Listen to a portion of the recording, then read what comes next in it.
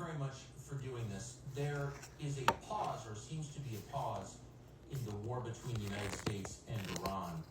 How do you think this will end? How would you like to see it end? ما آغازگر جنگ نبودیم. We did not start this war, and we do not want this war to continue in any way. From the very beginning, it was the motto of my administration that I always adhered to, and that was fostering the national unity inside the country and also fostering peace and tranquility and friendship with the neighboring countries and with the rest of the world. The American President Donald Trump has said that the United States bombed your enrichment facilities because the government of Iran refused to give up its nuclear program, and that there can be no peace until Iran does give up that nuclear program. Would you be willing to give up the nuclear program in exchange for peace? آنچه که اتفاق افتاد I would like to tell you what has happened, and it was Netanyahu since 1984 has created this false mentality that Iran seeks a nuclear bomb, and it has insinuated that Iran is trying to develop a nuclear bomb in the past, and it has put it in the minds of every U.S. president since then, and to make them believe that we would like to have a nuclear bomb. But the truth is that we have never been after developing a nuclear bomb, not in the past, not presently, or in the future, because this is wrong, and this is in contrast to the religious decree or the fatwa which has been issued by His Eminence, the Supreme Leader of the Islamic Republic of Iran, that so it is religiously forbidden for us to go after a nuclear bomb. And this was always corroborated thanks to our cooperation with IAEA, because they were always there to verify this and to substantiate that we have never wanted a nuclear bomb. But unfortunately, this cooperation was disturbed by the unlawful attacks against our nuclear facilities. So you have, according to news reports, withdrawn your cooperation from IAEA, the International Nuclear Regulatory Agency, and so there's, I suppose, no way for the rest of the world to know how much uranium you're enriching and to what extent, to what percentage is being enriched. And so is there any way to verify, and would you be willing to allow other nations to verify that you are not building nuclear weapons? جناب کارسون Mr. Carson, sir, I would like to draw your attention to the fact that we were right in the middle of holding talks with the United States. And the President of the United States invited us to hold such talks in order to have peace. And we were told during the process of these negotiations and talks that as long as we don't give the permission to Israel, they are not going to attack you. And we were going to have the next round of the talks very soon.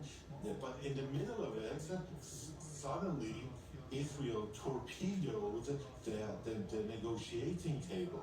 We were sitting at the negotiating table when it happened. And by doing this, they totally ruined and destroyed diplomacy. In order to answer your question with regards to the surveillance or the supervision over our nuclear program, I would like to say that we are ready to hold talks over it. We have never been the party that has run away from verification. We stand ready to have these supervisions, but unfortunately, as a result of the United States unlawful attacks against our nuclear centers and installations, many of the pieces of equipment and the facilities there have been severely damaged. Therefore, we don't have any access to them. We cannot see, and unless this access is going to be back there again, we have to wait for it and to see what happens and how much they have been damaged so that we can go for the supervision. There have been news reports that your government believes that the IAEA was spying on the government of Iran and passing information to Israel. Do you believe that? And if so, do you have evidence that that's true that the world could see? ما در رابطه با And I would like to tell you that we were, yes, somehow pessimistic about the activities of the IAEA because somehow we realized that Israel get information from the inspections which were carried out by the IAEA, but it never prevented the IAEA from carrying out their activities inside Iran, and they had full access to supervise and to have surveillance over our nuclear facilities. But there was this lack of trust as a result of the last report by IAEA. The type of the report and the way they prepared the report somehow gave an excuse to the Israeli regime and prepared the ground for their unlawful and unauthorized attack against our nuclear facilities. And even after that, the IAEA failed to condemn these attacks or try to anyway to stop them, and this ran counter to the international law, and this resulted in a widespread lack of trust among the Iranians, Iranian legislators, and the public opinion here. You suggested that you were anxious to resolve your conflicts with the United States through diplomacy, and that was derailed by war. Would you be willing to restart diplomacy? And could you tell us in general but precise terms the kind of deal you would be willing to accept?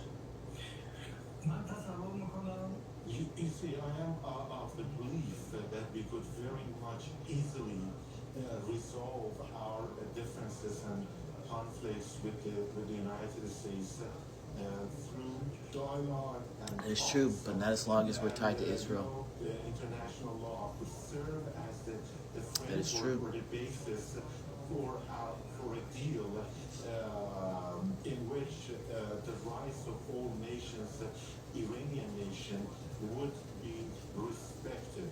But unfortunately, it was Netanyahu that destroyed these diplomacy and these efforts, diplomatic efforts. Going back decades. We have always, we never wanted anything beyond the respect. Someone should write a book about this.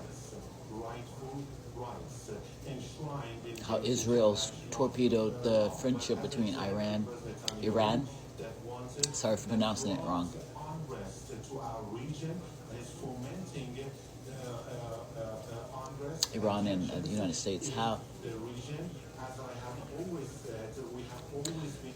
someone should write a book about how Israel torpedoed the relationship between Iran and the United States, because it did happen. They intentionally torpedoed the relationship and continue to torpedo the relationship between the United States and the Middle East. After peace, it has been my motto, it has been my belief, it has been my heartfelt opinion that we need to live in peace and harmony during this short and limited time granted to us by God Almighty to live in peace and tranquility with everybody, and everybody in the world should live like that. But So if you want to listen to the whole interview that Tucker Carlson has done, just go to YouTube.